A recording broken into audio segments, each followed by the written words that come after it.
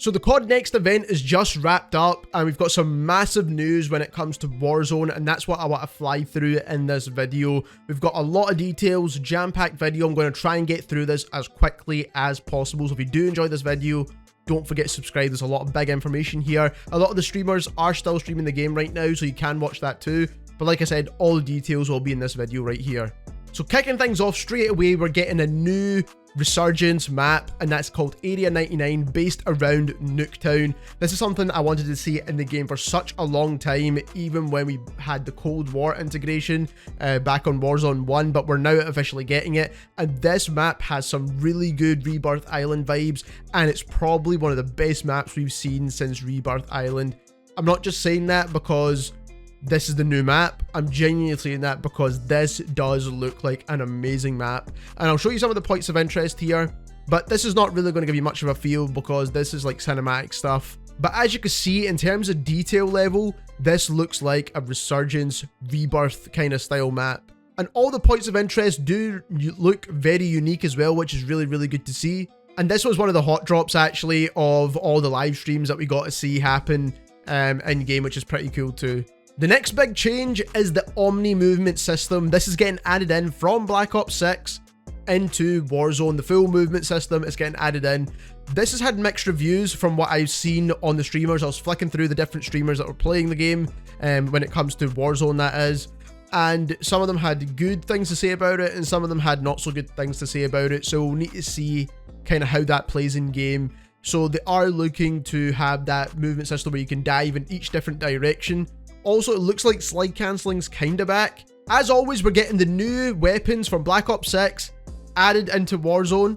And as you can see, probably you can't see the comments under this tweet, but people don't know if we're vaulting the current weapons or not, and the likelihood of that is not really. So we're probably going to get this in addition to all the weapons we have currently, with all the Black Ops 6 weapons added in as well. So the next huge one that I'm really excited for, and is something that I've been talking about since Warzone 1 and the Cold War integration, and that is added in wildcards for the loadout system inside Warzone. So as you can see here, you've got two different kind of examples, but obviously I'm assuming there's going to be more. Hopefully there's more. I want to see a big variety of loadouts and people using different kinds of loadouts, because that's one of the main things about what makes Warzone Warzone, other than like the movement and all that kind of stuff as well. But as you can see, you get overkill and you can get gunfighter. Now gunfighter allows you to equip 3 attachments extra, so that'll be 8 at total on your primary weapon, which could change the meta massively for Warzone. And I don't know if this includes existing weapons, but it definitely includes the Black Ops weapons anyways.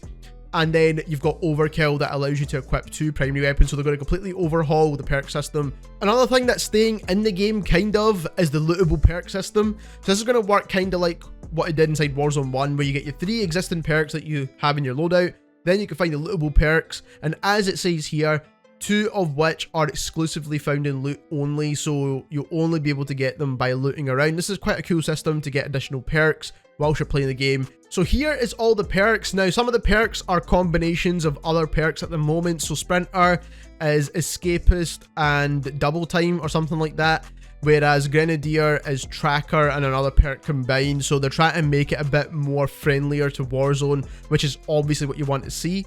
We've got obviously some of the standard ones like Tempered, and we've got Quick Fix and Survivor and all those kind of ones that we're used to seeing as well. But this is the full list of perks that's going to be inside Warzone, and they all are geared towards Warzone. We're having Prestige coming back as a leveling up type system. This is going to replace what we have existing. Speaking of rewards, we've got the new weapon camos. As you can see here, we've got the ones that obviously when you do the challenges, you get your weapon camo. Some of these do look really nice. I'm not someone that's too interested in camos, to be honest. It doesn't really bother me too much. But if you are interested in camos, some of these do look really nice. The next thing that's a massive change is the looting system, and I'm so glad they changed this, man, because the existing looting system is horrendous. There's some good things about it, to be honest. Like, if you want to play a bit more campy, you can hold a lot of extra equipment and stuff like that, which kind of does gear towards that playstyle a little bit more. But personally, this is the best looting system in the game, which is basically the same as what we had in Warzone 1. And this basically means you carry your cash, your gas mask, your plates, your field upgrade, the additional thing, I don't know what that is, your weapons, and then a knife, which I'll go on to explain what that means in just a second as well. And then there's additional things you can carry in the game as well, which again will be shown in just a second. So now equipping the knife gives you unlimited TAQ sprint, so you can hold in the melee button, it brings the knife out, and when you're running around it gives you unlimited TAQ sprint. So this is really good for people who do not want to use vehicles and things like that, and it's just good for movement players in general. Let's be honest, it's a fair way of getting unlimited TAQ sprint into the game. So here are the additional satchels you can equip whilst you're playing in game, and this is going to allow you to basically carry additional armor plates, so like an armor satchel or an ammo satchel, so it allows you to carry additional ammo. And I'm hoping they give you something like a tactical kind of lethal satchel as well. I think that'd be pretty cool for those players who like to play a little bit campy. It gives them that back in the game a little bit, because we don't want to take away full playstyles here. We just want to make it so that it's fair across the board for movement players. Here's a quick clip of that unlimited TAQ sprint in action. So this is Repulse, and as you can hear, he's going crazy because we can do unlimited TAQ sprint with a knife. So we've got some quality of life changes as well, which I want to go over really quickly. So we're going to be getting damage values and stats inside the firing range. This one I'm a bit skeptical on, because even though we get stats and stuff currently inside the game, they're never really 100% accurate, or they're not fully detailed, so we'll need to see how this actually pans out when we see the game, to be honest. For me, if this actually works, this is fantastic, because obviously, as you know, we're a stats-based channel here. We like going over all the details of the weapons and all that kind of stuff. Next, the loot is going to be more spread out, better to see, and it's going to show you the rarity level of the loot when you're picking it up as well, which is obviously something that's great, going to allow for easier looting. On top of that, there's a lot of auto looting in this game as well now, so that's kind of back in, so you can pick plates up automatically. You don't have to look around and try and do that, or cash picks up automatically as well.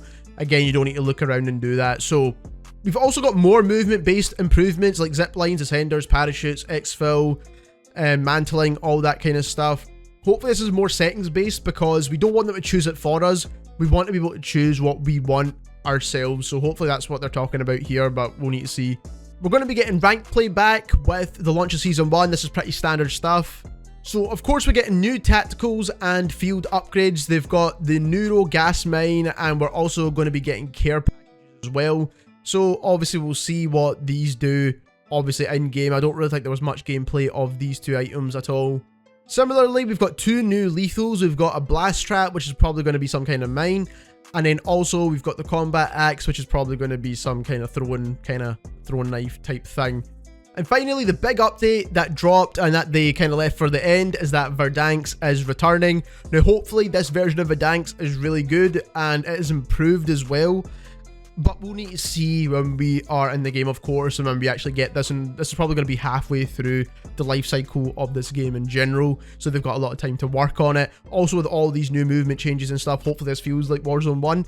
But like I said, we'll need to wait and see. But like I said, a lot of big changes here, a lot of really fun stuff happening, a lot of good changes as well, in addition to what they've already kind of improved on with the game currently at the moment. So like I said, we'll need to see how this all plays out. If you enjoyed this video, don't forget to subscribe, as we will be covering all the beta stuff, all Warzone stuff, all Black Ops 6 stuff when it drops. And thank you very much for watching.